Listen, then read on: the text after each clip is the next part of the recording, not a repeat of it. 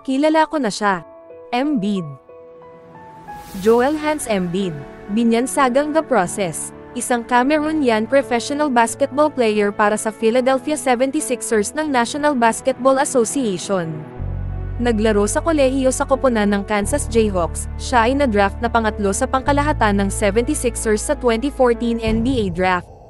Isang 7-footer at 7 beses na NBA All-Star, 5 beses na miyembro ng All-NBA Team, 3 beses na miyembro ng All-Defensive Team, at 2 beses na scoring champion. Tinanghal din siyang NBA MVP noong 2023.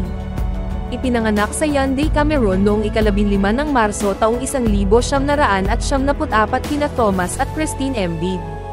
Ang kanyang ama na isang militar, at dating manlalaro ng handball sa Cameroon.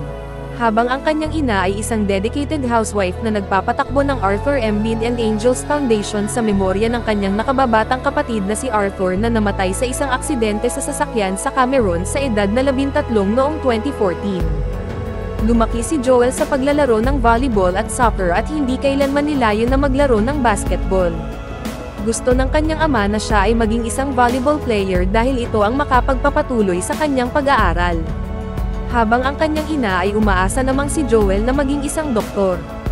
Nagsimulang maglaro ng basketball si Joel nang mag-enroll siya sa Montverde Academy, ngunit lumipat pagkatapos ng kanyang unang taon dahil sa kakulangan ng playing time. Pagkatapos ay nag-aral siya sa The Rock School, isang Christian academy, sa Gainesville, Florida. Bilang isang senior, pinangunahan niya ang kanilang koponan sa isang 33-4 na record at kampyonato ng estado, na may average na 13 puntos, 9.7 rebound, at 1.9 na blocks bawat laro. Si Joel ay nag-aral sa Universidad ng Kansas kasama ang kilalang kasamahan sa koponan na si Andrew Wiggins. Noong 2014, siya ay pinangalan ng isa sa 30 finalists para sa Naismith College Player of the Year. Naglaro siya ng 28 games, na may kahanga-hangang average sa bawat laro.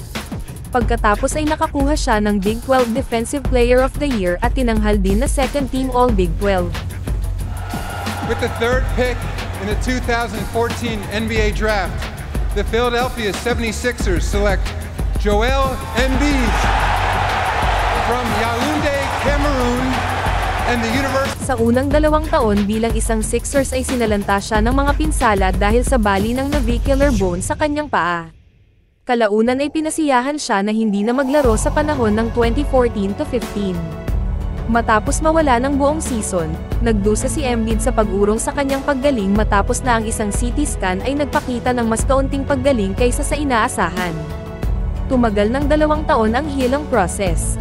Ginawa ni Joel ang kanyang pinakahihintay na NBA regular season debut sa 76ers, opener laban sa Oklahoma City Thunder. Noong November 1, naitala niya ang kanyang unang career double-double na may 18 puntos at 10 rebounds. Siya ang Eastern Conference Rookie of the Month para sa Oktubre hanggang Disyembre. Siya ay pinangalan ng isang starter para sa 2018 NBA All-Star Game, na naging unang manlalaro ng Philadelphia na napili bilang isang All-Star starter mula kay Allen Iverson. Siya ang naging unang manlalaro sa kasaysayan ng NBA na may average na 40 o higit pang mga puntos sa isang buwan sa 60% field goal shooting. Umiskor si Embiid ng 70 puntos kasama ang 18 rebounds at 5 assists sa isang panalo laban sa Spurs, na sinira ang franchise record para sa pinakamaraming puntos sa isang laro na dati nang nagawa ni Wilt Chamberlain noong 1967. Si Joel ay kasal sa Brazilian fashion model na si Anne de Paula at mayroong isang anak na si Arthur Elijah. Thank you for watching.